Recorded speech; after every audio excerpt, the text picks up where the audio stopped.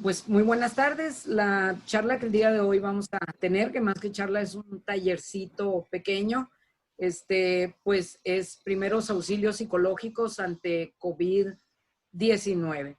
Y como bien dice Miriam, pues esta charla la estamos manejando a través de lo que es el Centro de Atención Telefónica de Intervención en Crisis, el CATIC, y Red Sonora de Apoyo Psicosocial en Crisis, que es una asociación civil a la que ambas pertenecemos. Pues ya habían visto ustedes la solicitud que les habíamos hecho con respecto a la sesión, y entonces nos vamos a ir directamente al objetivo. Vamos a tratar de implementar la estrategia de los primeros auxilios psicológicos a las personas afectadas por la crisis ante el COVID-19, ¿no? Vamos a tratar de tocar algunos aspectos de la crisis y sus reacciones principales en esta sesión, como es la crisis y sus características, los factores para enfrentar una crisis, el proceso vital, la clasificación de la crisis, en este caso ante la pandemia, las reacciones habituales, el modelo salutogénico, lo que son los primeros auxilios psicológicos como una estrategia de abordaje de la crisis y una herramienta muy efectiva para abordarla, que es la psicoeducación. Entonces, voy a empezar por algo muy sencillo y que nada más como para puntualizarlo, todos posiblemente tenemos este concepto, pero vamos a conceptualizarlo de acuerdo con esta charla. Vamos a hablar de la crisis. ¿Qué es la crisis? Bueno, de acuerdo con uno de los principales autores de la intervención en crisis, se trata de un estado temporal de trastorno y de desorganización, en donde el individuo se encuentra incapacitado para abordar las situaciones utilizando los métodos habituales. Hay dos aspectos importantes aquí. Si bien es cierto, se trata de un estado de trastorno y de desorganización, también es un estado temporal, ¿ok? Esa es la palabra clave. Tenemos un colapso en la capacidad para resolver problemas y situaciones, pero es temporal, va a pasar. Todas las crisis tienen una fecha de caducidad, más adelante lo vamos a señalar. También podemos ver que en la crisis hay un aumento en la tensión debido a algo nuevo que aparece. Generalmente es una situación estresante que nos está aportando dos aspectos. Primero, información nueva. Esta información es nueva y yo no la puedo procesar con los recursos que yo tenía porque estoy colapsada, como si yo tuviese una pequeña cajita de herramientas donde voy poniendo todas mis herramientas que a lo largo de mi vida he logrado acumular, comprar, tener, etcétera. Y de repente un ladrón se las llevó, ya no las tengo, en este momento las he perdido, y entonces sin herramientas tengo que improvisar.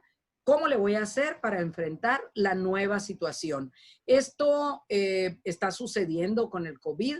No entendemos qué está pasando con este virus. Bueno, a medida que ha venido el tiempo, que ha venido pasando el tiempo, hemos ido conociendo un poco de este virus malévolo y pues cuál ha sido su comportamiento y qué hay que hacer con él, y poco a poco nos hemos ido llenando de información y hemos ido haciendo acopio de información.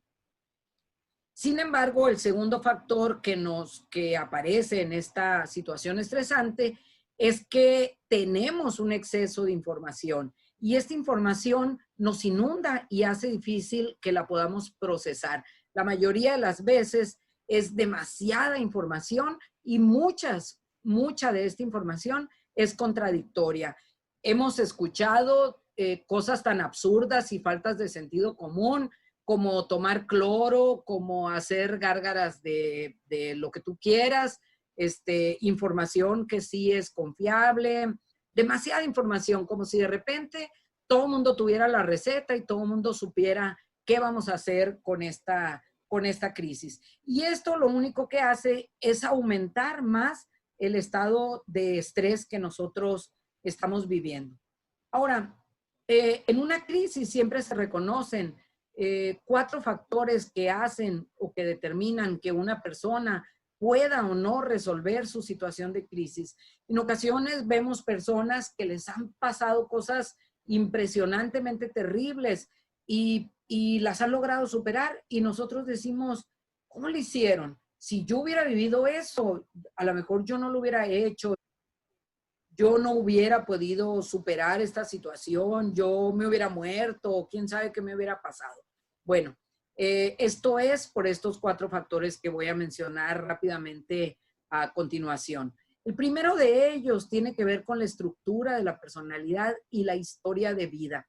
Nosotros llegamos a este mundo, llegamos a este mundo dotados de un cierto factor de temperamento que nos fue dado, que venía en nuestro paquete biológico, nos lo pasó papá, nos lo pasó mamá, y como decía mi nana, con este temperamento nos va a acompañar a lo largo de nuestra vida, y por eso dicen genio y figura hasta la sepultura. Sin embargo, no todo está perdido. Para eso tenemos el carácter. Y el carácter nos va a ayudar a pulir un poco este temperamento, nos va a ayudar a que lo podamos educar, digamos, y que juntos, cuando pasen a ser parte de nuestra estructura de personalidad, pues ya llegue un poquito suavizado y un poquito más moldeable, ¿verdad? También tiene que ver con esto la historia de vida. ¿Qué quiero decir con esto? Que si yo soy una persona que he vivido, que me he enfrentado a diferentes golpes a lo largo de mi vida, pues ya tengo callo, ya he podido sortear las dificultades, he construido herramientas que me han permitido resolver situaciones y entonces la crisis que se me presente no quiere decir que no me vaya a doler, no quiere decir que no sea difícil o que vaya a ser muy fácil.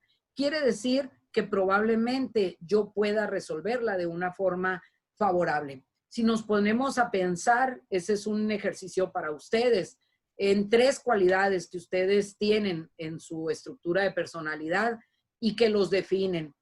Si yo les pido, díganme 3 cosas malas, me las van a decir de volada, ¿verdad? Pero si yo les pido 3 cualidades, como que, ay, me cuesta un poquito más de trabajo, pero piénsenlas, por ahí las tienen. ¿Cómo eres como persona y qué situaciones difíciles has vivido a lo largo de tu vida? Y ahí vas a encontrar la respuesta de cómo vas a poder atender esta crisis o cualquier otra crisis que venga. El segundo factor que es importante se refiere a las circunstancias en las que ocurre el evento de crisis. No es lo mismo que a mí me pase algo para lo que yo me he venido preparando. El COVID nos dijeron desde diciembre, parece que alguien en China se comió una sopita de murciélago, le gustó mucho, pero se enfermó de algo. Y nosotros no hicimos caso porque China está muy lejos y entonces, pues fue en China, no pasa nada, ¿verdad? Sin embargo, ahí estaba el aviso. Llegó enero y las seguían saliendo, las muertes empezaron a presentar, el contagio empezó a expandirse y nosotros dijimos, ni modo que este virus cruce los charcos y venga, está muy lejos todavía. Ya en febrero como que, caray, como que ya se pasó ahí a otros países, parece que sí se está reproduciendo y etcétera, ¿no? Entonces, pues nos empezó a preocupar un poco. Entonces, para cuando llegó a México, que llegó primero a la Ciudad de México y empezó ahí grandemente, los sonorenses todavía no estábamos muy preocupados. Nos preocupamos hasta marzo, cuando ya era eminente que estaba aquí, cuando supimos que Estados Unidos tenía el virus, que Tucson ya tenía el virus, que Arizona ya tenía gente contagiada. Entonces dijimos, caray, ya valió esto, ¿no? Porque estamos a una línea de separación y entonces nos preocupamos. Entonces, la circunstancia en la que ocurre el evento de una crisis tiene que ver con la etapa de vida en la que yo me encuentre, con mi función social, con mi dinámica familiar, con mis actividades productivas, qué estoy haciendo, etcétera. van a ser muy diversas de una persona a otra. No quiere decir que no nos vaya a doler de nuevo, sino que a lo mejor si yo ya me preparé y yo supe que venía una pandemia y corrí rápidamente a comprar papel sanitario, pues entonces ya estoy protegida contra esta crisis. Ahora ya vimos que no era papel sanitario, que era cheve lo que había que comprar, pero pues bueno, ni modo, ya demasiado tarde, ¿verdad? Es broma, por supuesto. Entonces, las circunstancias en las que ocurre este evento son diferentes de una persona a otra y van a hacer que nosotros asumamos y resolvamos la crisis de una forma diferente también. Si me preparé o no me preparé, si tengo redes de apoyo, si puedo guardar las medidas sanitarias conducentes, puedo dejar de trabajar, puedo estar en confinamiento, todo lo que esto implica, ¿no? Un tercer factor es el apoyo que la persona recibe de familiares o de amigos. Nuestras redes son muy importantes, nuestras redes. Si yo soy una persona que no tengo amigos, que no tengo familia, por supuesto que voy a vivir la crisis de una manera diferente. Pero si mi núcleo de familiar o amistoso me permite que a través de esta tecnología yo me pueda relacionar con mis amigos, con mi familia, hacer una fiesta virtual, hablar con ellos, hacer videollamadas, ponerme en contacto con mis seres queridos, seguir trabajando, etcétera, pues es diferente, ¿verdad? Esta pandemia nos tomó con mucha tecnología que hemos tenido que aprender a utilizarla y que nos ha estado ayudando a remontar esta crisis también. Y el cuarto factor importante son las estrategias que nosotros utilizamos para resolver problemas. Si yo soy una persona que he vivido situaciones complicadas a lo largo de mi vida, pero que además las he podido sacar adelante, tengo una buena capacidad para resolver problemas, soy ágil, se me ocurren estrategias, entonces, sin lugar a dudas, voy a salir adelante de esta crisis. Si no, pues las voy a tener que aprender y va a ser a lo mejor mi primera crisis donde yo tengo que implementar estrategias diferentes y lograr salir adelante. Entonces, les voy a pedir a ustedes que piensen qué cosas les han funcionado para resolver estos problemas que ustedes han enfrentado a través de la vida en esas experiencias difíciles que han tenido. ¿Qué les funcionó? ¿Qué hicieron para resolverla? ¿Y cuáles consideran que son las habilidades que ustedes poseen para salir adelante de situaciones difíciles? Todas las tenemos, hay que pensarle un poquito y las vamos a encontrar y van a ver que muchas se van a relacionar con alguno de estos factores. Ahora, nosotros estamos muy cómodos viviendo un proceso vital donde tenemos una vida que está, si nosotros lo ponemos así como si fuera una curva, donde esta es mi calidad de vida, pues a lo mejor yo puedo evaluar y decir, pues yo tengo una buena vida, vivo bien, no soy rica, pero tengo trabajo, me alcanza para X o Y que a mí me gusta, puedo hacer ciertas actividades, me puedo dar ciertos lujos, etcétera. Vamos a poner que yo en lo personal tengo una trayectoria, un proceso vital donde me encuentro en una calidad de vida, digamos, en un 8,5. Ahí estoy. Pero este 8,5 no es estable. Sube y baja. A veces de repente no contemplé un gasto inesperado y a la torre se descompuso algo, tengo una fuga tremenda de gas, lo tienen que arreglar y yo ya no tenía dinero. Entonces hay un quiebre en mi trayectoria, mi equilibrio se va a perder y esto va a ocasionar que mi calidad de vida descienda a lo mejor un poco bruscamente, dependiendo del problema que yo haya tenido, pero sobre todo por las emociones que yo le atribuyo a este quiebre. Es como lo vamos a ver aquí en esta pantallita, donde ahí pueden ver ustedes mi y perdón, tengo un problemita, me voy a parar. Y puedo ver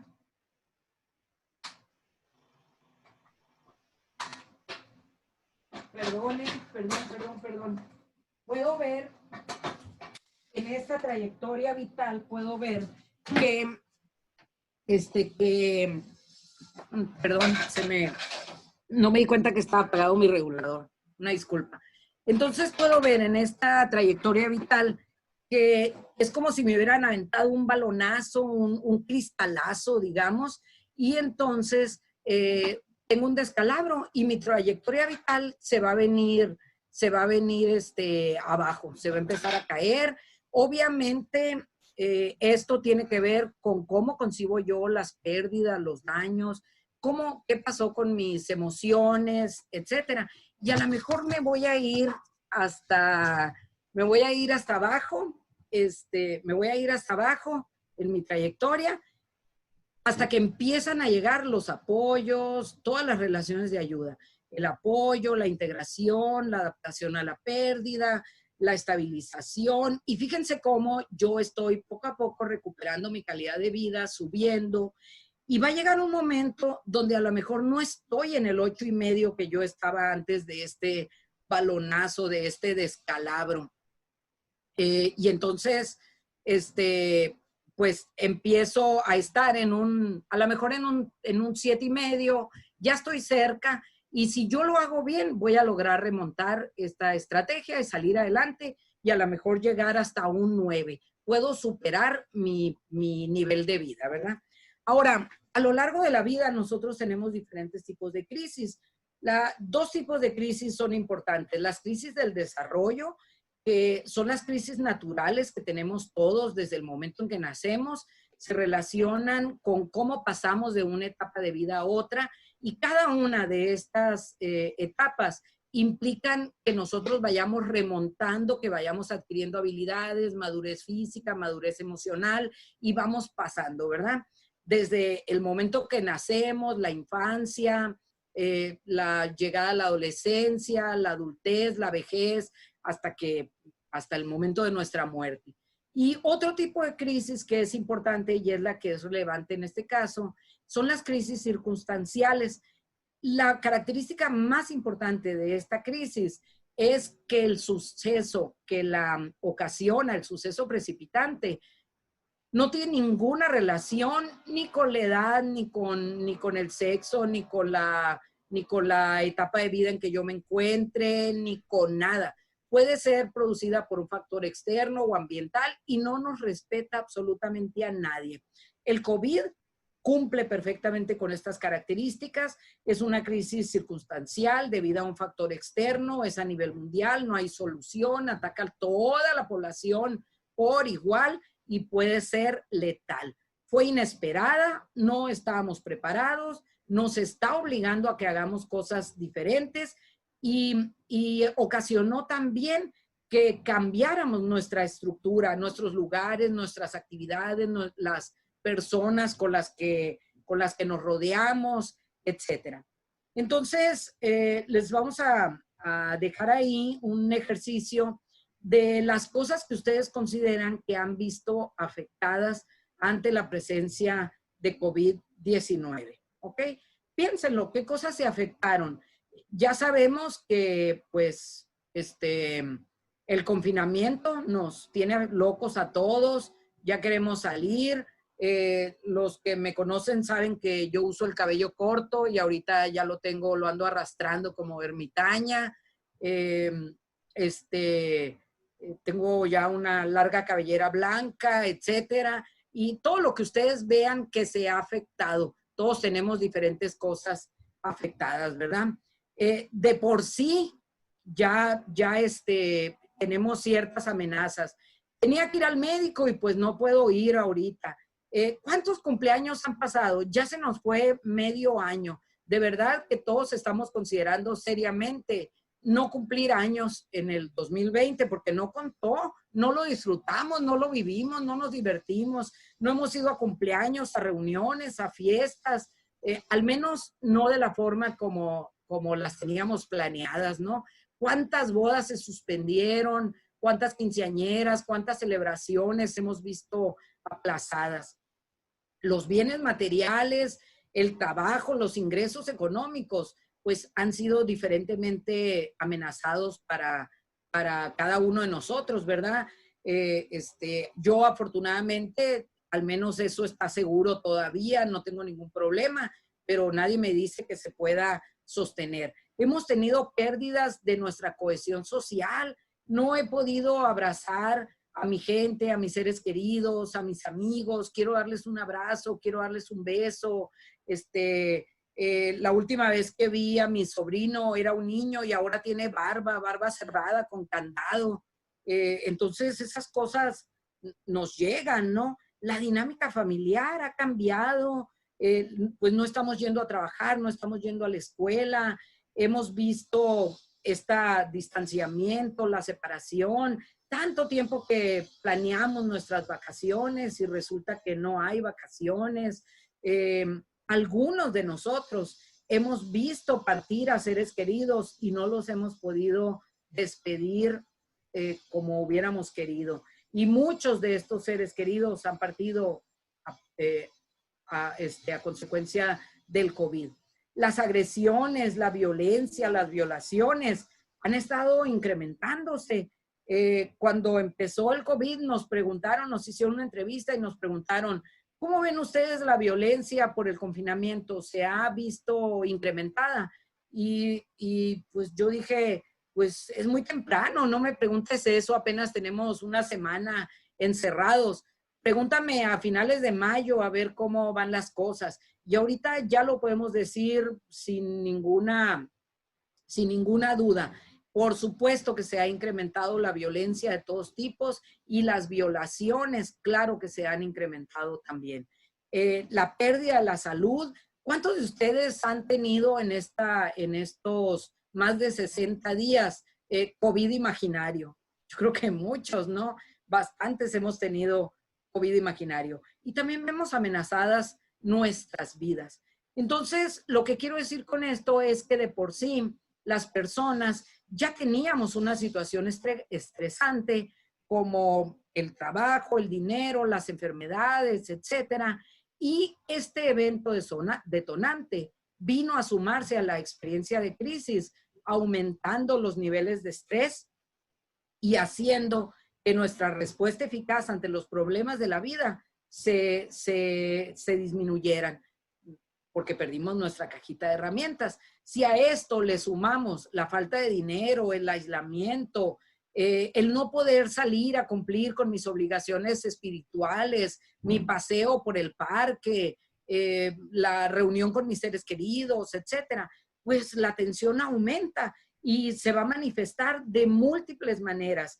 Algunas de estas van a ser tristeza, agresión, frustración, ansiedad, miedo, enfado, todas las que ustedes quieran y que tienen. El insomnio, ¿qué está pasando con todos que traemos el sueño todo volteado, ¿no? Estamos en la madrugada comunicándonos por WhatsApp con todo mundo y dices, ¿por qué tanta gente despierta si son las 2 de la mañana? Bueno, pues es por esto, ¿no? Entonces, las reacciones habituales de una crisis no nada más se producen a nivel de conducta, sino que también afectan áreas como la cognitiva, como la emocional y como la fisiológica también. Voy a comentar un par nada más para que se den una idea. Por ejemplo, a nivel emocional, ¿qué está sucediendo? Pues que tengo mucha ansiedad, que tengo miedo, que estoy enojada, que estoy irritada, tengo tristeza, desesperación, depresión, dice mucha gente. Dice, tengo mucha depresión. A nivel cognitivo, pues tengo una tremenda sensación de pérdida de control. Por eso la gente se fue a comprar papel sanitario, porque tenía que tener el control de alguna manera. Pero también tiene una sensación de negación y dice, no, esto el COVID no es cierto. A ver, ¿cuánta gente conocen ustedes que se haya enfermado de COVID? Son inventos, son mentiras. Necesitamos pensar eso. Y también tenemos mucha confusión y mucha preocupación. A nivel de comportamiento, podemos tener trastornos de alimentación. Todo el mundo ha puesto memes diciendo que ya estamos a punto de rodar. Estamos comiendo mucho o estamos comiendo muy mal, porque como nos dormimos a las 3 de la mañana, entonces nos levantamos como a las 11 y entonces ya no desayunamos, ya nos perdimos el desayuno, si acaso hacemos una colación, comemos tarde, nos perdimos la colación de la tarde y ya no cenamos porque estamos todavía saturados. Entonces, esa es otra cosa que puedas haber. Y una muy importante, los trastornos, el abuso, perdón, en la ingesta de drogas, pues, sociales, ¿no? ¿Cuántos bebedores sociales tuvieron que salir del closet porque necesitan ir a hacer 2 horas de fila en el Oxxo para comprar cheve? Las alteraciones en el sueño, los actos antisociales, nos enojamos, vemos los memes de la gente, vemos los memes de la gente haciendo fila en el Oxxo y quisiéramos ir a pegarles a esta gente. ¿Por qué están rompiendo la cuarentena? Es parte de los cambios comportamentales. A nivel fisiológico tenemos otro montón de cambios. Me despierto de repente con mi corazón galopando a toda velocidad, tengo taquicardia, no puedo respirar y entonces siento una opresión torácica, siento que me falta el aire y digo, ya me dio COVID, me duele la cabeza, seguramente es el bicho este. Y entonces vienen otra cosa de pensamientos, ¿no? Como la culpa, es que sí salí, ¿para qué fui al Oxxo si ahí van todos estos borrachos que ahí andaban paseándose? Y bueno, llegamos con la definición de estrés. Hay muchas definiciones de estrés, la verdad es que desde la común del diccionario, como la reacción natural del organismo, como respuesta a un desafío, a un evento impactante físico o emocional, algunas un poco más estructuradas y más recientes, como la de Lazarus, que a mí me gusta en lo particular, que habla de que es el resultado de la relación entre el individuo y el entorno, evaluado por aquel como amenazante y que desborda sus recursos y pone en peligro su bienestar. Es una definición de 1966, pero está completamente activa. Y una más reciente del 2017, que es la de Valdés, que dice que es el comportamiento heredado, defensivo y o adaptativo, con activaciones específicas de defensa psiconeuroendocrinas ante el estresor. Y me gusta esta porque dice que puede ser, el estresor amenazante puede ser real o también puede ser imaginario. O sea, tiene mucho que ver con el significado que nosotros damos, ¿no? Y entonces vamos con las 4 reacciones, con las 4 fases de reacciones de estrés. Hay una fase que es aguda, dura minutos, horas o días. Hay una fase que es de reacción. Esta puede durar de 1 a 6 semanas. Una fase de reparación que dura de 1 a 6 meses. Y una fase de reorientación que es a partir de los 6 meses en adelante. ¿Ok? Como pueden ver, pues es muy variable la reacción ante el estrés, ¿no? Es muy variable y va a depender de muchas cosas. Creo que aquí vamos a ver entonces la fase aguda, cómo se presenta la fase aguda. Bueno, en esta fase, si la persona es confrontada con una fuente de estrés muy fuerte, la persona de una manera natural va a experimentar una respuesta involuntaria de lucha o huida.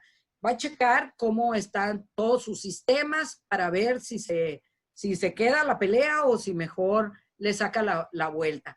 Pero este mecanismo también afecta el modo en el que la persona piensa, siente y actúa. O sea, es completa, ¿no? La reacción emocional que le sigue, con mucha frecuencia la persona la describe con mucha incredulidad, como que no es verdad, como que es un sueño, es una pesadilla, esto no está pasando, necesito otro diagnóstico, hay una equivocación. Y estas reacciones de estrés también van a afectar el modo en que las personas actúan, ¿ok? En la fase de reacción, por su lado, pues los sentimientos estos que yo tenía en la fase anterior y que yo los había negado, que los había reprimido, ahora ya no los puedo negar. Ya es evidente que ahí están, que están presentes y entonces se encuentran en la superficie. Y es muy importante dejarlos que afloren, dejarlos que se manifiesten. Una reacción típica que ocurre cuando fallece una persona, voy a poner este ejemplo, cuando una persona pierde la vida, estamos en el funeral y el doliente está sufriendo por su pérdida, la gente que lo acompaña no quiere, bueno, dice que no quiere verlo sufrir y entonces dice, hay que darle algo para que se tranquilice. Un diazepam, por favor, un tafil para que no sufra. Y entonces tienen a la persona ahí sedada, babeando, sin poder vivir su duelo, sin poder llorar lo que debería de poder llorar. Y entonces esto va a complicar las cosas. Hay que permitir que estos sentimientos afloren. Hay que dejar que la persona llore. La mayoría de las veces te doy una pastilla porque estás llorando y yo no soporto verte llorar. Me duele a mí. Entonces es protección para mí. Es como el meme del marido que está muy a gusto en el sillón, con los pies arriba de la mesa y su mujer viene trapeando y dice, mi amor, no soporto verte trapear, te deberías de ir al otro cuarto para no verte, ¿no? Más o menos así ocurre. Estoy evitando mi reacción, mi dolor. Y entonces las reacciones características en esta etapa pues son muy diversas. Puede ser miedo a regresar al lugar del evento, pueden ser ansiedad, nerviosismo, pesadillas, insomnio, tensión muscular, este dolor que luego se manifiesta en el cuello, en la espalda, temblores, me toca si pego un brinco, tengo respuestas exageradas de sobresalto. Yo también estoy muy irritable, no ando buscando quién me la hizo, sino quién me la pague. Puedo estar deprimida, puedo tener incluso pensamientos perturbadores. Si lo que pasó es una muerte, por ejemplo, quiero negociar y entonces, si es una persona muy importante para mí, como un hijo, trato de negociar y digo, no, no te lo lleves a él, llévame a mí, yo te doy mi vida y déjala de mi hijo aquí. Y si esto sucede muchas veces, cuando hay una muerte, un accidente donde hay una muerte, hay una culpa tremenda. Por un lado hay un alivio porque yo me salvé y yo estoy vivo, pero también tengo una culpa de por qué yo me salvé, por qué yo no me morí, la otra persona sí se murió. Y entonces empezamos a tener una serie de pensamientos repetitivos que me hablan o que me hacen que me pregunte como por qué me quedé en este mundo y cómo se murió la otra persona, cómo perdió la vida, cómo fue el accidente, sufrió mucho, se murió de inmediato, se murió tranquilamente. Y preguntamos lo mismo muchas veces porque necesito encontrar esa paz o ese consuelo de que mi ser querido no sufrió, se murió dormido, se paró su corazón y listo. Eso es lo que yo quiero escuchar. Muchas veces nos lo dicen para que nos quedemos tranquilos. La fase de reparación ya es una fase más avanzada, ya estamos más avanzados en el tiempo y las respuestas que tenemos aquí, las emociones que vivimos, son básicamente las mismas que la fase anterior, nada más que ya no son tan intensas ni tan abrumadoras, porque yo ya empecé a reparar, yo ya empecé a ver la luz al final del túnel y entonces aunque todavía tengo mucho dolor y tengo culpa y tengo muchos sentimientos, ya lo puedo manejar mejor. Ya estoy en este nivel donde empiezo a recuperar el interés por la vida cotidiana y a lo mejor empiezo a tener planes a futuro y ya estoy tratando de salir. La última fase es la fase de reorientación. En esta fase, pues ya han pasado más o menos 6 meses del evento estresante. Idealmente ya no debería tener reacciones de estrés. Sin embargo, ninguna de estas fases son recetas de cocina. Puede ser que alguien diga, oye, es que yo ya pasé por ahí y todavía me duele mucho. Todos somos diferentes. Esto nada más es para que se den una idea. Pero si yo todavía tengo algunas reacciones de estrés, estas van a disminuir progresivamente. No quiere decir que no me vayan a doler, quiere decir que se van a ir disminuyendo en la medida en que yo voy integrando esto a mi historia, a mi vida personal, pues me va a ir disminuyendo también las reacciones. Va a llegar el aniversario y me va a doler, y voy a llorar y voy a recordar y lo que sea, pero ya no va a ser con la misma intensidad con que lo había estado haciendo anteriormente. Hay una cita que a mí me gusta mucho de William James que dice que la mejor arma que nosotros tenemos contra el estrés es la habilidad para elegir un pensamiento sobre otro. Y sabemos que esto es cierto. No hay tormenta que la que nosotros nos hacemos en la cabeza ante cosas que todavía no han pasado, ¿verdad? Y vamos a ver las fases reactivas ay, perdón, me fui de paso. Las fases reactivas en el COVID, para que ustedes lo puedan tener un poquito claro. Durante los primeros días del COVID, allá en el 16 de marzo, 17 de marzo, estábamos en una etapa aguda, ¿verdad? Donde los primeros signos, síntomas, lo primero que nos dijeron es, no pueden salir de casa, no hay trabajo, no hay escuela, quédate en casa, nadie salga de su casa, etcétera.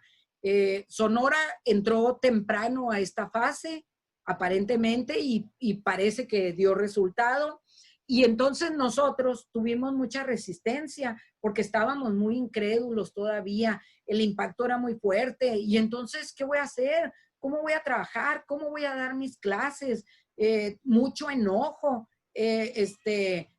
Pobre Célida, le llovió por todos lados. No tiene derecho la Célida que la destituyan. Célida es nuestra presidenta municipal y le llovió por todos lados por haber tomado estas medidas. Estábamos muy enojados porque sentíamos que estaban manipulando nuestra vida y teníamos mucha frustración porque ¿por qué va a venir a decirme qué voy a hacer? O sea, a lo mejor ni es cierto. Sonora está limpio, no hay no hay signos todavía, no hay enfermedad, etcétera. Más o menos como a los días o al mes y medio empezamos la fase reactiva y entonces los sentimientos que teníamos pues empezaron a hacerse intensos, nos empezó a llegar mucha información de muchos lados, nos empezamos a poner con mucha ansiedad. Una semana y ya estábamos ansiosos, imagínense al mes y medio, ¿no? ¿Cómo estábamos? eh, este, eh, Teníamos mucho nerviosismo, no sabíamos exactamente cómo manejar esta situación, estábamos muy tensos, muchas respuestas de sobresalto, empezamos a pensar en nuestra nueva realidad, a planear nuevas rutinas, todo el mundo a tomar las medidas de seguridad, a llevar a cabo nuevas actividades, adaptarnos a las actividades de una forma diferente. Y ahorita ya estamos entrando a una fase como de reparación, estamos más acostumbrados a esta situación, los sentimientos de daño continúan, pero ya los podemos manejar un poquito mejor, adecuamos nuestra casa, acomodamos los espacios, asumimos nuevas responsabilidades, los psicólogos empezamos a retomar nuestras rutinas, a buscar lugares como para seguir teniendo consultas, terminamos ya el semestre, finalmente dimos clases, terminamos el semestre, nos empezamos a preparar para los cursos de verano, estamos retomando el interés por la vida cotidiana, estamos planeando cuando esto termine. Aunque todavía no lo creemos bien, decimos, ya faltan 2 semanas para que nos digan que faltan 2 semanas y así no lo hemos llevado. Pero estamos haciendo ya planeación. Cuando esto termine, voy a salir y voy a abrazar a mis seres queridos y sentimos ya la nostalgia y estamos haciendo nuevas cosas. Y bueno, aquí pueden ver cómo se dan las fases reactivas del COVID, cómo estábamos en nuestra trayectoria, ahí muy felices, de repente se vino el COVID, nos fuimos a la fase aguda, estuvimos ahí en picada, en caída libre, pasando por esta situación. Luego ya empezamos con la fase de reacción, la de reparación, la de reorientación y fíjense cómo a veces podemos tener así como, podemos tener un piquito y luego ya empieza a menguar de nuevo esto, ¿no? Y probablemente cuando volvamos a la nueva normalidad, vamos a volver a tener algunos altibajos. Y bueno, hasta aquí voy yo y le cedo la palabra a mi compañera Olimpia. Muchas gracias. Gracias, Lili. Bueno, gracias a todos por estar aquí. Y bueno, retomando un poquito la diapositiva anterior, Lili, por favor, retomando un poquito esa parte de, fíjense muy bien, este es un análisis muy importante que podemos hacer de estas fases reactivas. ¿Quieres que deje de compartir y que compartas tú? Bueno, por favor.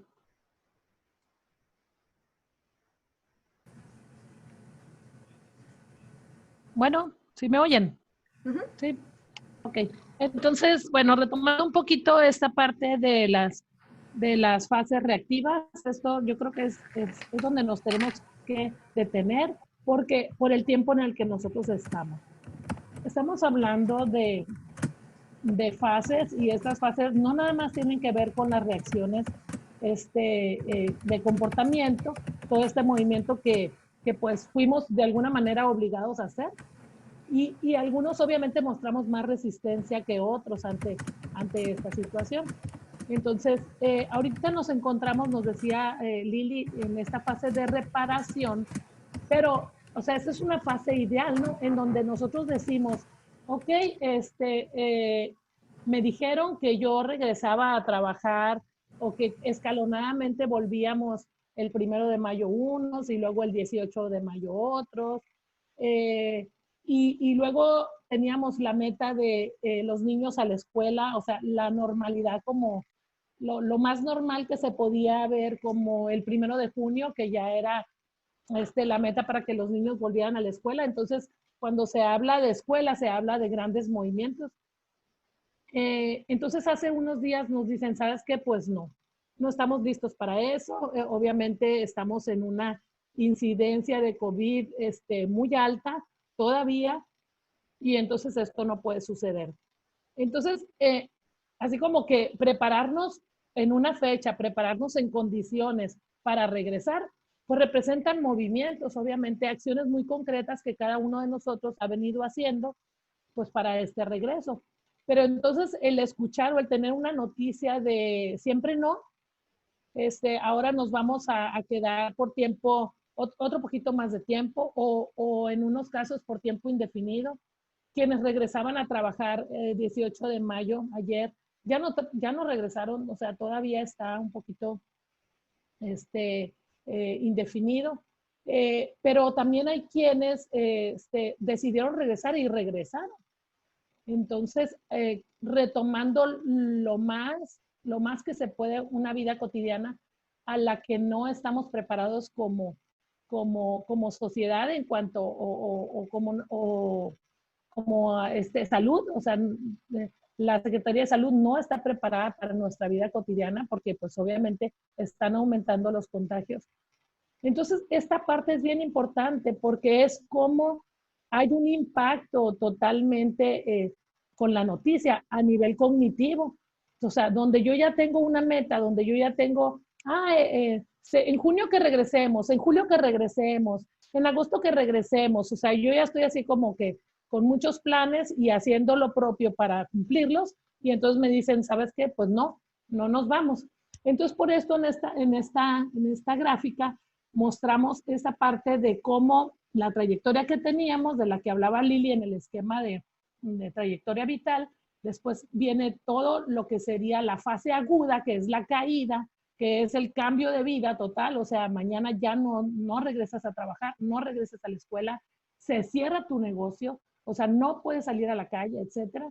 Y luego, cómo nos fuimos acostumbrando en estas primeras fases, las reacciones, que estábamos muy reactivos, pero hay un momento de adaptación muy importante, un momento de adaptación en donde hasta hicimos adecuaciones en nuestra casa. Aquí va a ser el lugar de la computadora, el lugar de estudio, tuvimos que hacer muchas cosas para pasar Semana Santa, hacer un campamento para los niños, hicimos muchos cambios para poder sobrellevarlo. Y bueno, y pensando en lo más propositivamente posible, pues entonces dijimos, nos la vamos a llevar y nos vamos a pasar los 3 meses, pues lo mejor que podamos. Establecimos, porque todo el mundo nos recomendó establecer rutinas, incluir el ejercicio, la buena alimentación, la plática con nuestros hijos, etcétera. Entonces estaba así como muy sostenido. Pero ahorita estamos en una fase en donde tendríamos que estar reparando y entonces ya así como la idea de volver y entonces, ¿sabes qué? Siempre no. Entonces, en esta fase que no se da o no se da del todo, viene otra vez la fase aguda. Y la fase aguda representa otra vez este impacto, desencuentro con la noticia, decir, pero ¿por qué? O sea, si ya está todo bien, si ya nos dijeron, si ya nos habían dicho, etcétera. Es jugando así como cuando dicen los niños, tú me dijiste que me ibas a dar cuando yo hiciera esto. Entonces, un poquito estamos así los adultos diciendo, oye, pues tú ya me habías dicho que yo regresaba a trabajar y ahora resulta que me estás diciendo que no, ¿no? Y ahora resulta que me quieres multar y todo esto, ¿no? Entonces, obviamente es muy importante saber cómo se reacciona ante las situaciones que causan estrés. Si no se ponen en marcha los sistemas adaptativos necesarios, pues pueden convertirse en un problema mayor, ocasionando o complicando los problemas de salud física y emocional. Y este aspecto influye muchísimo, este aspecto cognitivo del que hablaba, que tiene que ver con la valoración que nosotros hacemos de los hechos o situaciones en las que vivimos. O sea, obviamente estoy hablando de una situación totalmente general porque todos la vivimos así, digo general.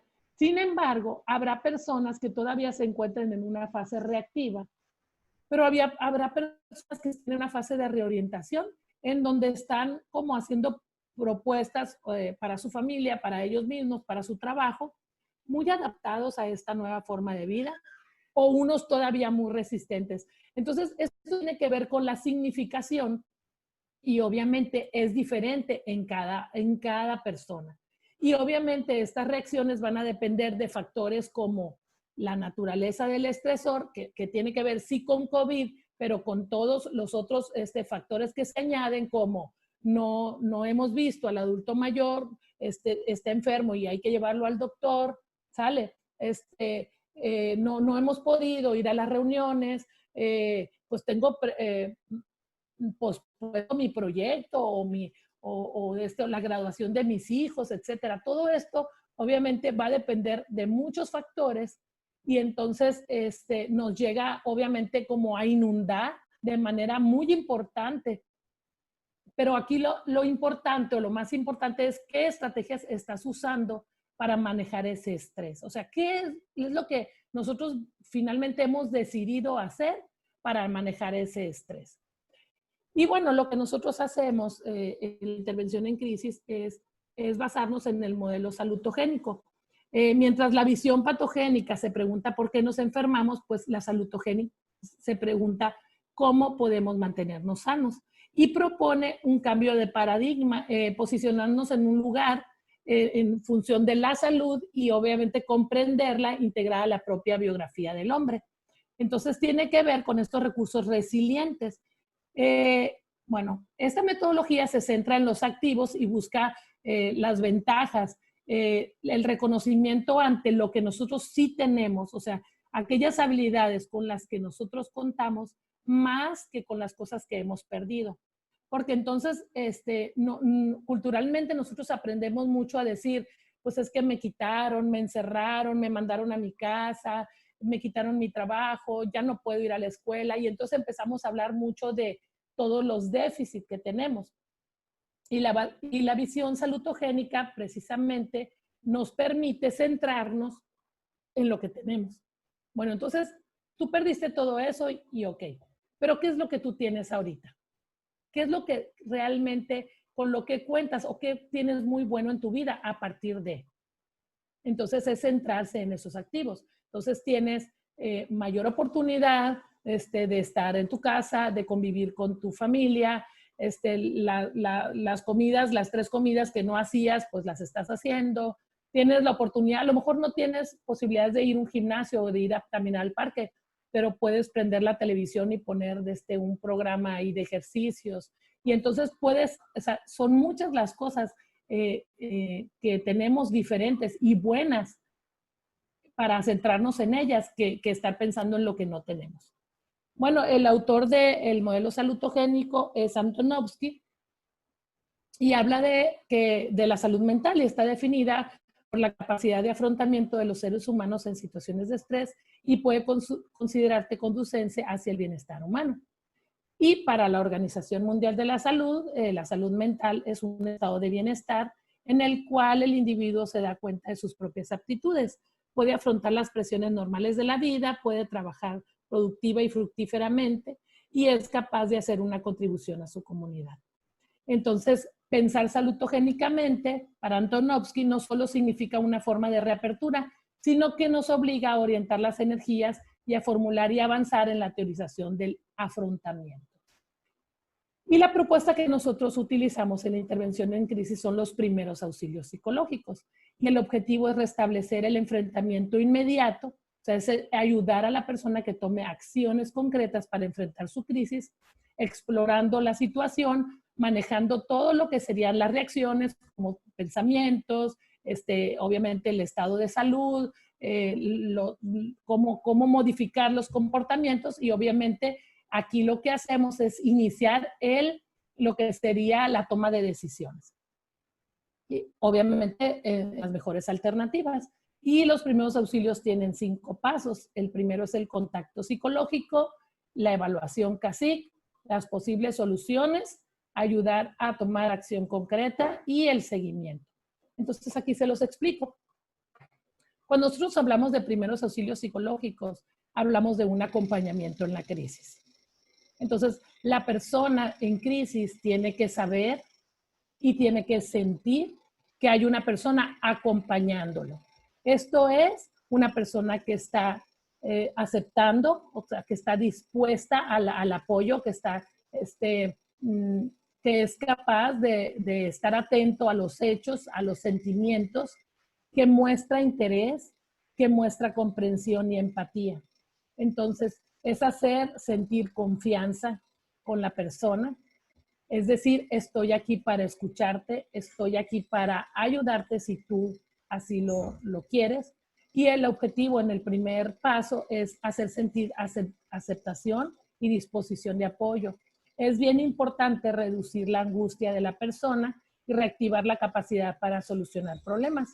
Entonces, en esta parte lo que hacemos, podemos tener personas que están hiperagitadas, que tienen su respiración muy agitada, que tienen taquicardia, incluso que están en un estado de shock y de negación en donde no pueden ni siquiera empezar una conversación.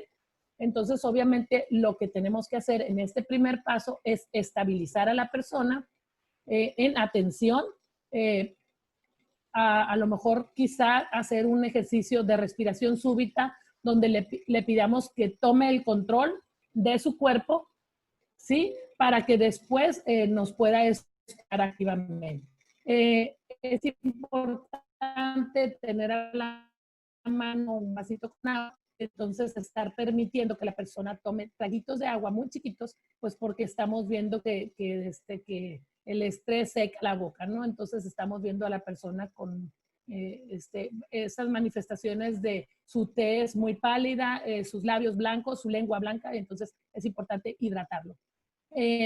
Sentarlo o pedirle que se siente de tal forma que esta forma permita la entrada y salida de aire de manera natural y obviamente con ejercicios que nosotros vamos a realizar junto con ello, ¿no? ¿Para qué? Para que se dé cuenta que ella puede tener el control. Bueno, en el segundo paso, lo que vamos a hacer es examinar las dimensiones del problema, como si nosotros le pusiéramos el termómetro, el baumanómetro, ¿sí? O sea, esta es una medida. La medida se llama funcionamiento cacique. Eso es una herramienta en donde nosotros observamos lo que serían el malestar en términos de cacique, quiere decir el comportamiento, lo afectivo que se refiere a las emociones, la S que se refiere a lo somático, la I a lo interpersonal y la última C a lo cognitivo. Entonces la pregunta es, a partir de este malestar, ¿sí? A partir de tal, o sea, a partir de esta pelea con tu esposo, a partir de este problema de adicciones de tu hijo, a partir de COVID, a partir de tu confinamiento, etcétera, ¿qué cosas han cambiado? Una, en tu comportamiento. ¿Qué quiere decir? ¿Qué cosas ahorita estás haciendo que antes no hacías? ¿O qué cosas has dejado de hacer? Después viene en tus emociones. ¿Qué cosas cuáles son tus emociones más presentes en el día a día? ¿Cómo está tu estado de salud general? Si tienes alguna situación, algún dolor, mareo, náuseas, incluso alguna enfermedad. ¿Cómo está la relación con las personas cercanas a ti? ¿Estás cercana a ellos? ¿Están cercanas a ti? ¿Estás aislado? ¿Les hablas? ¿Te hablan? ¿Cómo te sientes respecto a esas relaciones? ¿Y qué es lo que piensas de lo que está pasando? Entonces, la siguiente diapositiva habla en concreto o da una panorámica más general, perdón, más específica de lo que sería el comportamiento, el funcionamiento cacique. Si se fijan aquí en la gráfica, en la columna de la izquierda, tenemos cacique, que es comportamiento, perdón, afectivo, somático, interpersonal y cognitiva. Y las variables que se exploran en el comportamiento, pues son los patrones de trabajo, de juego, de ocio, ejercicio, hábitos de alimentación, de sueño. Hay personas que a partir de este confinamiento, ellos no tomaban y ahora están tomando. No usaban alguna droga y ahora la están usando.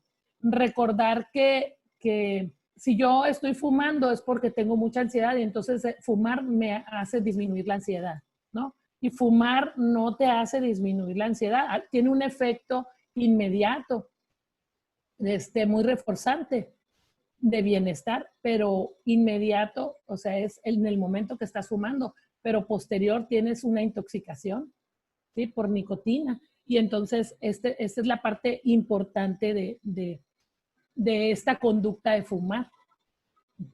Y luego, ¿qué cosas han cambiado en tu alimentación? O sea, ¿te estás alimentando mejor o peor?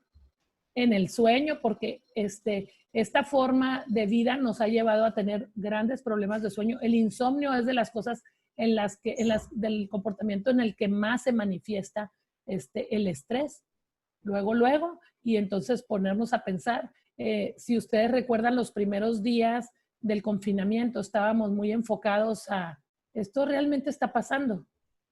A lo mejor hay gente que todavía lo está pensando. ¿Realmente esto está pasando? O sea, ¿realmente estoy encerrada en la casa o me tienen encerrada en la casa? Y obviamente para estas formas de enfrentamiento al estrés, pues son diferentes. Lo podemos estar manejando de manera muy irritable con los seres que amamos o agresivamente. Sí, esto todo en cuanto a comportamiento. En cuanto a emociones, tenemos muchos de estos sentimientos asociados a estos comportamientos. Entonces estoy muy llorona, estoy muy enojada, estoy muy irritable, estoy fúrica, estoy insoportable, estoy frustrado, etcétera. Son muchas las emociones. Y en un día podemos experimentar emociones contrarias y eso nos confunde muchísimo a nivel cognitivo. En lo somático, pues el estado de salud general, los dolores, hay quienes por mucho estrés tienen las parestesias, los calambres, entumecimiento, etcétera. Los mareos es algo muy, muy común. El vómito, para los ascos para otros. Cuando las personas estamos muy desveladas, sin poder dormir y varios días, se dan las náuseas, los ascos, incluso el vómito. Y obviamente esto acarrea un problema después alimentación, porque no puedo al ingerir alimentos, esto me provoca náuseas y luego vómito. En relaciones interpersonales, pues, ¿cómo están siendo? Ahorita, pues, estamos obligados a estar encerrados, entonces, nosotros podemos o tenemos al alcance un teléfono, una videollamada, etcétera. Los adolescentes, los niños lo tienen. Quizá ellos están más aislados socialmente que los adultos. Esto hay que verlo. Y cognitivamente hablando, pues entonces, ¿cómo está cambiando o qué cambios ha habido en tus pensamientos, en tus creencias, en tu filosofía de vida a partir de esto que nos está pasando? Ese es el paso número 2. Y el paso número 3 tiene que ver con examinar posibles soluciones. Entonces, aquí viene una pregunta muy importante. Es preguntar sobre lo que ha intentado hacer. ¿Qué has intentado hacer? Con el objetivo de identificar una o más soluciones a necesidades que pueden ser inmediatas o posteriores. Entonces, ¿cuáles son las opciones que tienes para solucionar tu problema? Establecer qué alternativas pueden ser más efectivas. Incluso es importante que hagamos una relación. A veces es, siéntate, haz una relación de qué cosas pueden ser, ¿vale? ¿Qué cosas pueden ser más efectivas? ¿Y qué costos? O sea, ¿qué personas están implicadas? ¿Qué tan factibles son en términos de costos, en tiempo, en términos de qué personas están implicadas? O sea, ¿qué tan fácil es que le hables a fulanito, a menganito?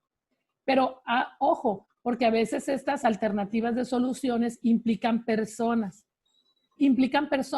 y a veces esas personas, en lugar de ayudar, pueden perjudicar a la persona con la que nosotros estamos ayudando. ¿Sí? Pensando en que es que me enojé con mi papá y entonces es que mi papá es muy violento y es que es muy abusador, etcétera. Entonces, si nosotros optamos por recomendarle, ve y háblale a tu papá y dile esto, no podemos exponer a la persona a un riesgo, ¿no? O sea, tiene que estar alejada de ese riesgo. Por eso tenemos que evaluar esas alternativas de solución. Y obviamente, en la medida que empieces a hacer los cambios, vas a ver la diferencia en los resultados. Porque las personas muchas veces dicen, es que no me dan ganas de hacerlo, es que no me puedo levantar, es que ya que me motive o ya que tenga ganas, lo voy a hacer. Pero la motivación no va a llegar si no hay movimiento, si no hay cambio. Y eso tenemos que decirle, mira, tú a lo mejor estás buscando el movimiento o la motivación, pero si tú no haces el plan en el que tú mismo estás realizando, estás viendo fechas, horas de hacerlo, personas implicadas, costos, y no lo haces, es probable que obviamente la motivación no llegue, porque la motivación va a llegar cuando lleguen los resultados. Luego, el paso número 4, pues obviamente tiene que ver con ayudar a tomar una acción concreta, que es, a ver, ¿cuándo? Mañana, ¿a qué horas? Y si es posible, llevar una bitácora, un diario de lo que estás haciendo. Ojo, en este punto, nosotros como facilitadores, si nosotros estamos observando un riesgo en la persona, si la persona es capaz de actuar en su beneficio, entonces nuestra actitud es facilitadora. Quiere decir que me alejo un poquito y lo dejo que él tome la decisión, lo haga, y entonces le digo, pues ahí me marcas, ¿no? Ahí me dices, o vienes, etcétera. Pero si su actitud, o sea, o su riesgo es alto en términos de no quiero, la verdad es que ya no quiero nada con la vida, no estoy motivado para hacerlo, no veo sentido en hacer eso, etcétera. Si lo vemos muy en sus pensamientos, muy metido en sus pensamientos y estos catastróficos, obviamente nuestra actitud tiene que ser muy directiva. O sea, lo que vas a hacer es 1, 2, 3. O sea, yo ya le digo qué hacer porque estoy viendo un riesgo.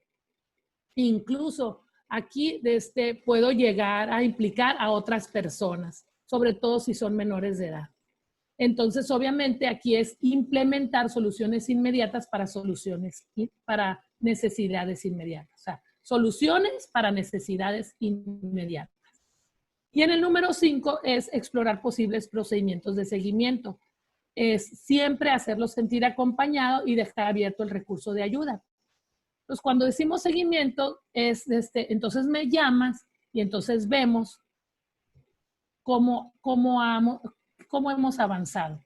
Entonces, cuando se da, obviamente, ese seguimiento, nos devolvemos al funcionamiento CASIC, volvemos a explorar, a ver, ahora, ¿cómo ha sido tu sueño? ¿Cómo estás respecto a estar fumando? ¿Cuánto ha disminuido? ¿Cuánto ha aumentado? ¿Cómo está tu alimentación? ¿Estás haciendo los ejercicios de respiración? Entonces, esta evaluación CASIC, de nuevo, nos va a llevar a medir un antes y un después. Esto está funcionando. O sea, las medidas, las soluciones que tomamos y la psicoeducación, que ahorita hablas de ella, está funcionando. Sí, están funcionando. ¿Por qué? Porque entonces antes tenía más comportamientos de autodaño que ahora. Antes estaba con mucha más emoción que me perjudicaba, que me dañaba, que no salía, que creía que no salía, y ahora estoy mejor. Me siento mejor físicamente, me estoy alimentando mejor, estoy durmiendo mejor. Tengo pensamientos ya como más de reorientación, orientados hacia el futuro. Estoy haciendo planes, eso es muy bueno. Y entonces volvemos a explorar soluciones y volvemos a tomar acción concreta. Entonces, el PAP o los primeros auxilios psicológicos pasan del 5 al 2 y luego al 3 y al 4 y al 5, y así nos vamos hasta que nosotros veamos cómo estos síntomas han disminuido y cómo la persona poco a poco toma el control de su vida. El control del que hablaba Lili en aquella gráfica de la trayectoria de vida. Funcionamiento igual al que teníamos o a lo mejor un poquito por debajo, pero funcional.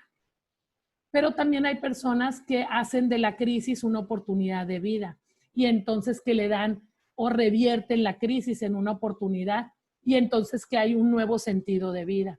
Y esto que me ha pasado me ha ayudado para crecer como persona. Y entonces revertí la crisis y en lugar de decir qué feo lo que me pasó, es gracias a lo que me pasó, entonces he podido y he tenido esta nueva propósito de vida. Y hay cosas que nosotros tenemos que ser muy puntuales. O sea, ¿qué vamos a hacer en los primeros auxilios psicológicos? Pues escuchar de manera cuidadosa, comunicar aceptación. Lo contrario, pues, ¿qué no voy a hacer? Pues no puedes centrarte en tu propia historia, no le puedes decir, mira, no te preocupes, porque cuando yo tuve esa crisis y a mí me pasó, o sea, no eres el protagonista. No puedo tampoco ignorar los sentimientos y hechos, tengo que estar bien pendiente de ellos. Tampoco puedo juzgarlo porque no me parece lo que hizo o porque no estoy de acuerdo, no es mi vida. No puedo juzgarlo, no puedo tomar partido. Muchas personas nos preguntan, ¿tú cómo la ves? Entonces yo no puedo dar una opinión personal respecto a.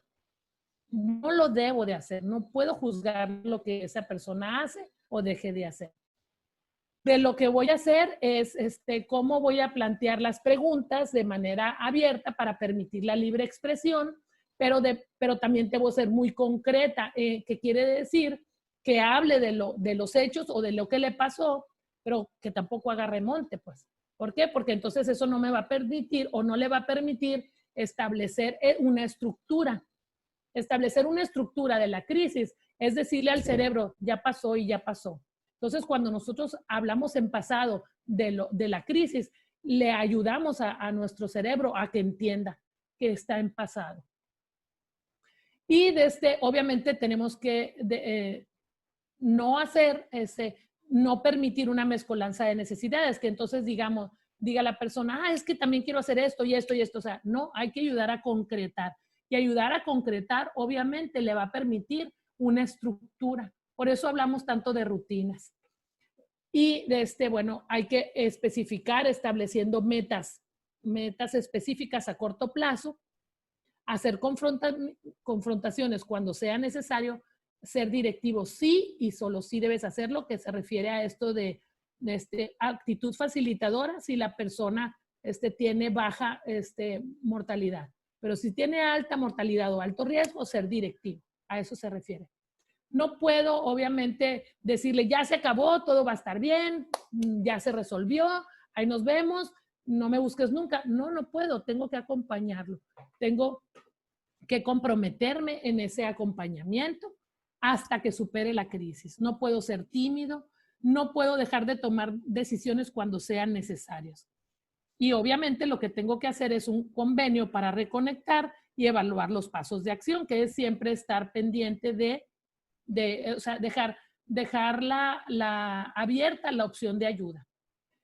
¿Y qué no hacer? Pues dejar detalles en el aire o asumir que la persona continuará el plan de acción por sí misma y tampoco dejarle la evaluación a alguien más. O sea, si voy a hacer primeros auxilios psicológicos, tengo que cumplir con los primeros auxilios psicológicos yo hasta que esa persona hasta que yo vea que esa persona va disminuyendo los daños, los síntomas que le causan daño.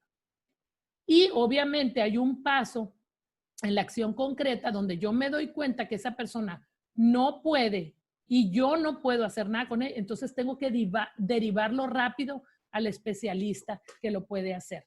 No es abandonarlo, por supuesto que no, al contrario, es ver la necesidad y atender la necesidad inmediata. Bueno, y una cosa que es bien importante dentro de todo eso es que las personas no entienden por qué se sienten frustradas, por qué se sienten tristes, por qué se sienten tan enojadas. La normalización del síntoma tiene que ver con esta parte, es cognitiva y entonces es manifestarles o decirles, esta tristeza o este enojo, esta frustración es totalmente normal y natural porque tú te encuentras en condiciones diferentes. Entonces yo ahorita te digo, esta frustración, este enojo, esta desesperación es totalmente normal y natural porque hoy te encuentras encerrado, porque no estás yendo a trabajar, porque el trabajo es tu vida, porque tu familia o ir con tus papás los domingos, celebrar el cumpleaños es tu vida, porque no pudiste celebrar los 15 años de tu sobrina, de tu hija, porque no hay graduaciones de los chicos de secundaria, de prepa, de primaria. Entonces, tu enojo, tu tristeza es totalmente normal y natural. Esta es una situación extraordinaria. Esta es una situación anormal. Y entonces tu síntoma, tu tristeza, tu enojo y tu frustración son normales. Entonces, para trabajar con las acciones encaminadas al bienestar está la psicoeducación. Todos los especialistas en salud mental nos van a recomendar la psicoeducación. Son pautas o son factores o son elementos, pero es la psicoeducación que se refiere a acciones bien concretas que las personas con alto estrés, de hecho, las personas en situaciones cotidianas para manejar nuestro bienestar, según el modelo salutogénico, debiéramos hacer estas acciones que tienen que ver con nuestros momentos de, un momento de respiración, el ejercicio diario, la alimentación saludable suficiente, la hidratación de 2 a 3 litros siendo adulto, el descanso que se refiere al 7 u 8 horas de sueño diario, sueño nocturno para esta parte del descanso y las actividades placenteras. Entonces, estar informados en esta situación es sumamente importante, pero no sobreinformados. O sea, 2 fuentes confiables que nos brinden la información oficial sobre COVID, donde una de ellas sea la información local, una fuente local sobre las medidas locales de protección, pues es suficiente, porque hay personas que solo están viendo los números, que están obviamente sugestionadas y están diciendo, pues ya el contagio está en mi colonia, ya el contagio está en mi hospital, ya, o sea, están muy, muy, muy sobreinformadas. Esto no es necesario, más bien no es sano. La alimentación, ya decíamos, el descanso, la hidratación, el ejercicio, la actividad placentera que se refiere a, pues ahorita en este tiempo puede ser hacer la videollamada o la llamada con personas con las que puedas disfrutarla, donde puedas darte este espacio de reír y de convivir. El humor es sumamente necesario. A lo mejor me voy a alejar un poquito y voy a ver esa película que tengo ahí pendiente y que yo sé que está padre y me voy a reír. Salir a tomar el sol, porque es muy importante la vitamina D para bajar el cortisol del alto estrés. Y obviamente el ejercicio de respiración, nosotros recomendamos lo que es la respiración STOP o el modelo STOP, que aquí lo tenemos. Se los vamos a pasar en el mismo video, les vamos a pasar en la misma presentación el link para que ustedes vean el modelo. Pero obviamente este modelo de respiración tiene que hacerse como un hábito también, 90 días. Respirar por la mañana, respirar por la tarde o noche, 15 minutos. Al principio es muy importante que no nos desesperemos porque a veces no logramos la respiración en 5 tiempos, porque obviamente no estamos acostumbrados. Pero a partir de que realizamos el ejercicio, entonces nos damos cuenta que poco a poco vamos a ir encontrando los beneficios de esta respiración. Y lo que hace esta respiración diferente a otras, o sea, hay muchos modelos. Lo que hace esta es que la entrada de aire que permite por la boca y salida por la boca, permite obviamente llegar al cerebro, es la cantidad de aire que nuestro cerebro requiere para el desestrés, ¿verdad? Es una respiración para el manejo del estrés. Bueno. Y bueno, este es un ejercicio precisamente para sincronizar la respiración. Si ustedes lo hacemos, vamos encontrando el momento. Ahí vamos a empezar. ¿Empezamos?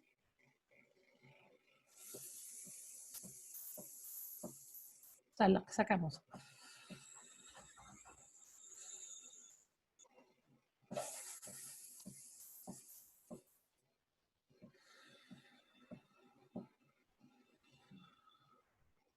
Lo ideal es hacerlo con un popotito muy delgadito que ahí los usamos cuando hacemos las paletas estas de chocolate para el 14 de febrero. También están las rocaletas, las paletas rojas estas que todos compramos en el Oxxo. Es lo ideal, pero si no tenemos, no pasa nada. Con que nosotros hagamos nuestra trompa como si estuviéramos enchilados, la trompa de piquito, de esta manera. Y entonces controlamos el aire que entra y que sale. Ahí va, lo hago.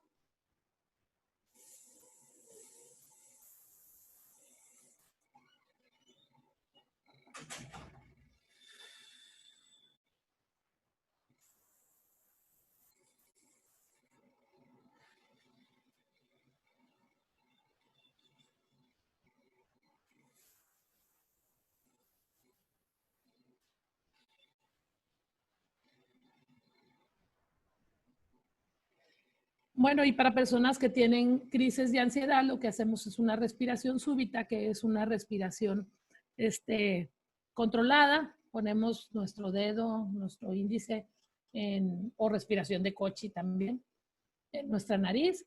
Y lo que hacemos es pedirle, toma todo el aire que puedas por tu nariz, hasta atrás, hasta atrás. Contrólalo, deténlo, todo lo que lo puedas detener y luego por la boca lo sacas. Y lo hacemos una vez más. Detengo y lo saco. 2 respiraciones súbitas nada más para tener el control, para que la persona vea que tiene el control, que lo puede hacer. Y entonces empezamos a platicar de los hechos, el primer paso del contacto psicológico, de los primeros auxilios psicológicos. Entonces, esto nos va a ayudar a tener a una persona en control, en atención, y entonces poder atender su situación de crisis, ¿no? De manera general. Y bueno, esas son las recomendaciones. Si se fijan, entonces tenemos lo que sería nuestro PAP, primeros auxilios psicológicos, la psicoeducación, que es toda esta parte en la que vamos a ayudar fisiológicamente al estrés, o sea, en movimiento, nuestro cuerpo, nuestra alimentación, el ejercicio, la hidratación, el descanso, la parte de la información muy necesaria, las actividades placenteras. Y obviamente poco a poco avanzar en las metas que tomamos en acción concreta en los pasos 3 y 4 del PAP, en donde decíamos cuáles eran las mejores alternativas, qué es lo mejor que tú puedes hacer en esta crisis, cuáles son los mejores recursos con los que cuentas. Y evaluamos y entonces tomamos decisiones. Y lo que hacemos es acompañar a la persona revisando cómo ha disminuido el síntoma y revisando también qué actividades de la psicoeducación está implementando, de tal manera que te vas a dar cuenta que no nada más la parte de estar hablando y concretando y cumpliendo las metas va a ser muy útil, sino también cómo lo vamos a estar compartiendo con lo que sería la psicoeducación. O sea, entre más ejercicios de respiración nosotros hagamos o más nos ajustemos a los 15 minutos, mayor control vamos a tener. Entre más ejercicio todos los días hagamos media hora, entonces vamos a estar mucho mejor. Entre más o mejor sea nuestro sueño, vamos a estar mucho mejor y así. Bueno, hay explicaciones del estrés, esta parte de cómo el cortisol está invadiendo de alguna manera nuestro sistema y entonces cómo con estas actividades de la psicoeducación también podemos nosotros ayudar a controlarlo. Entonces, bueno, pues esa es nuestra presentación. Nos encontramos nosotros en el Centro de Atención Telefónica de Intervención en Crisis en la Universidad de Sonora, en la Escuela de Psicología, segundo piso, en tiempos ordinarios. Ahorita nos encontramos desde casa atendiendo todas las llamadas de las personas que están en una situación en la que creen que no tienen los recursos para salir adelante. Y estamos brindando estos primeros auxilios psicológicos a través de un gran número de personas, estudiantes de los últimos semestres de la carrera de psicología, pero que están capacitados en esta técnica. Nosotros evaluamos, obviamente, la técnica, evaluamos el mejoramiento de la persona y entonces tenemos toda esta disposición de ayuda. Y una vez que se detecta que no son los primeros auxilios psicológicos la herramienta para esa crisis que la persona nos está presentando, entonces derivamos el asunto pues a especialistas de Red Sonora de Apoyo Psicosocial en Crisis, la asociación civil de la que Lili les hablaba pues empezando la presentación. Entonces, pues estamos a sus órdenes.